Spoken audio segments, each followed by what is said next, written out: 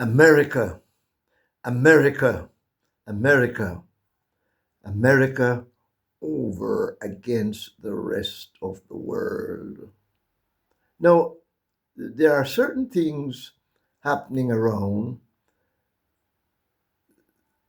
causing me to have a look at what's going on as a good steward and to start a dialogue with some other good stewards along the way. I notice that a few prime ministers, or may I say some prime ministers, they are making a declaration. It's like we will not sacrifice our well being for American visa. That means they're not going to bow to some pressure from America and do what they think is right. No, I'm not working on this as a historian. I have done a good body of American history in my study, starting from the people migrating from Europe to come to America. Haven't done very much in the original people, should we say, or those who were there before. But every now and then I have had a little look. I have observed many things in America. I have been to America. I spent 2 years in one setting doing one degree. I spent another year doing another degree there. And I passed through America on my way from Britain to Jamaica, Jamaica to Britain. I'm not an authority on America, but we observe as we go along. The same, I'm not an authority in Russia or China or any place in Africa, not even Great Britain or Jamaica, but I observe what is going on. And most of my offering is theologically based. Now, the what is happening is that many feel that the president of the United States and his allies, they are pressuring other countries one way or another. Now, the point of interest to me is, as some of you know who have been following my program, we look at the deportation of people from America. Now, I'm not about to question Trump and his policy about deporting people. What I'm looking at, there seem to be vengeance. There seem to be something under, some undercurrent uh, against some people. I don't know if I'm right or if I'm wrong, but there seemed to be that undercurrent. They must go. And those who seem to be carrying out his orders, they seem to have a vendetta against certain people. Now, as I said, now, most of my thing is based theologically. I wonder if sometimes it's like the Israelites in the land of Egypt. And one of the problems was not because the Israelites were giving them trouble, it's not because the Israelites were not cooperating with them, but the Israelites were doing very well. So well that they could notice their prosperity. Mhm. Over in the land of Goshen, they were doing very well. Even when they started mounting pressure on them, they were doing very, very well. It has happened in history before, where people in certain quarters, they start to do very well. They start to be the good tailors, the good store owners, the good educators, the good money spinners, uh, and good in just about everything. And campaign of persecution mounted against them to wipe them out. Is it something like that that is happening? Or is it that there are a few bad fellows carrying drugs in their body all over the place? Well, as far as I can understand, they are taking things that are not so good from America to other places. As one woman expressed some time ago, Haiti doesn't make guns, Jamaica doesn't make guns, and most of the guns that these people have in their region come from America. But I don't hear of anybody from these regions deporting people back to America. I don't know. And I haven't heard of any pressure being placed on the American government to stop the gun trade. So all these are things I'm looking at. I'm no authority in it, and I need some help. I need some answers when things are not going right. My quizzical mind say, no, ask some questions and see if some people can help you to understand what's going on. Yes, we come back to it. Some of these prime ministers and leaders, I think I picked up one or two from Africa, about three from the West Indies, Caribbean area. Now that's, if it means that I have to give up my visa, I'm going to give up the visa, but I'm going to stand by truth and justice. No, one thing is coming up in the Jamaica setting, in the Barbados settings, and I think in the St. Vincent area, about Cuban doctors. And it sounds as though the Americans are saying you must not have doctors from Cuba, doctors and nurses. No, should one nation, they are not in alliance as such, covenantal alliance with America to say, you do that, we do that, and so on. I know because we depend on America so much that they begin to think they are Big Papa. But no, let's look at the thing. Should the Americans dictate to the smaller nations around them about getting doctors and nurses from Cuba? If we No, we all know that just about every situation where you get some help, strings are attached.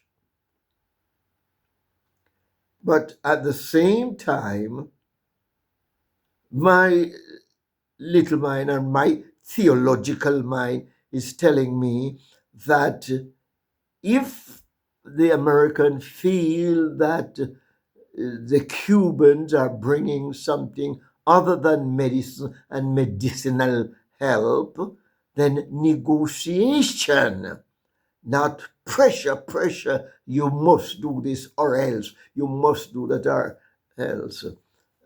These nations are nations in their right.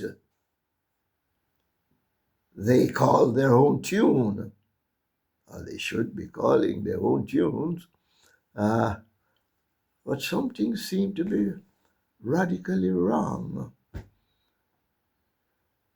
We are now in a situation. I noticed that some people are wondering as to what the Prime Minister of Jamaica is going to do. He must make statements and what have you. I've heard any statement from him yet, but no nation should be placed in that position where another nation, you're not at war with them. Yes, you're trade with them and you work with them, but they should be either or when it comes to things like medicine. We are badly in need of medicinal help, physical help, where medicine is concerned in Jamaica. So, should America determine where we get that help? I notice that Britain even take nurses from Jamaica. Quite a few of my students have migrated to Britain, and I don't hear anybody hollering out about that. So why? Why? There are some things popping up and some things that we need to look at, not just what's floating before us. For quite often, what's going on, what we see is a sort of symptoms. The underlying causes must be looked at. One thing I am trying to get a grip on, is it because we have relied on America so much that they can determine where we put our right foot and when we put our left foot, when we put our right foot and when we put our left foot? The size of a nation should not just determine whether the size of the other nation be your master. No, that's not right. And the size of the nation is not necessarily speaking to the strength of the nation. We have seen it over and over again. Israel did not have the biggest strip of land.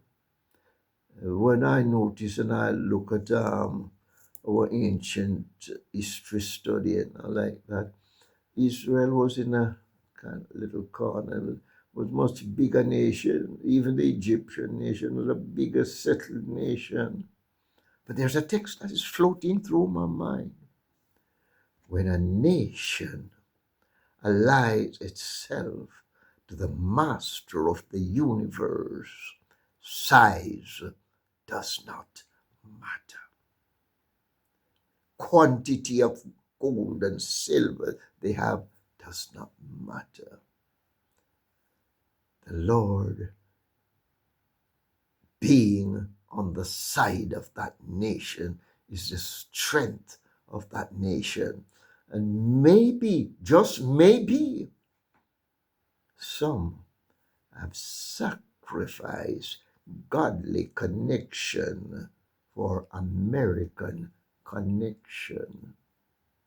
We can expand on that a lot. Sacrifice godly connection for American connection. I don't have anything against the Americans. Told you I've gone there twice. I studied there, enjoy my stay there up to a point. Yes, but I made choices where living in America is concerned. I was at university in the first time, just about finishing my university program, when I had a nice letter from some organization that I should come in and dialogue with them. Maybe my accomplishment academically, I could fit in with their organization and could mutual help to one another. I said, no, I'm going back to Britain. I enjoy my stay in Britain. I felt more secured in Britain. I felt that I was having a better quality of life in Britain. And more than that, I felt at the time that I was called to serve in Britain. Didn't quite work out. And so I turned up in Jamaica. I work in Jamaica, wonderful work experience in Jamaica. And then I went back to Britain to continue my work there. The bulk of my working life was spent there. Had a good time there. We'll work on that sometime. If you get a copy of my autobiography, it will tell you some of the things I experienced there. But I had a good working life there. It might sound as though I'm rambling, but as I told you, I'm no authority here or there. I'm trying to understand some things. I'm trying to get some questions answered. A little while ago, there's a case in Jamaica where a man uh, and the government, they had problem. He was sentenced to imprisonment and so on and so on. And he made appeal to the Privy Council in England. And then it popped up in the news, whether it was really true or not. It popped up in the news that King Charles was suggesting that the man must be released. I had to put up a piece somewhere. Does King Charles carry that right and responsibility? Is he part of the judiciary system? So, a lot of things we need to look at as we go along in life. If we do not look at some of these things, injustice and wickedness will surface and dominate. When you look at America, America wasn't just, America did not just become great nation. America was built up by immigrants. I know that much. America was built up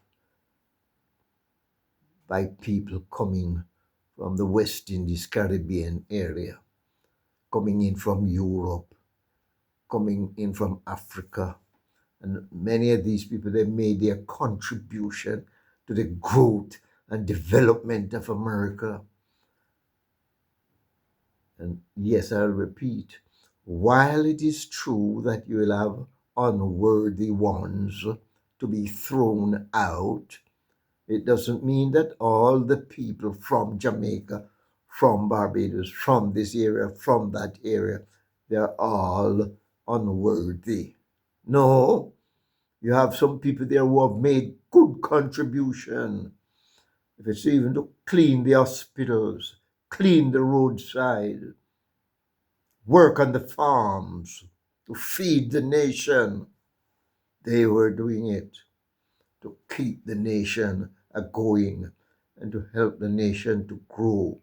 Therefore, they should not be treated with scorn and derision and vengeance.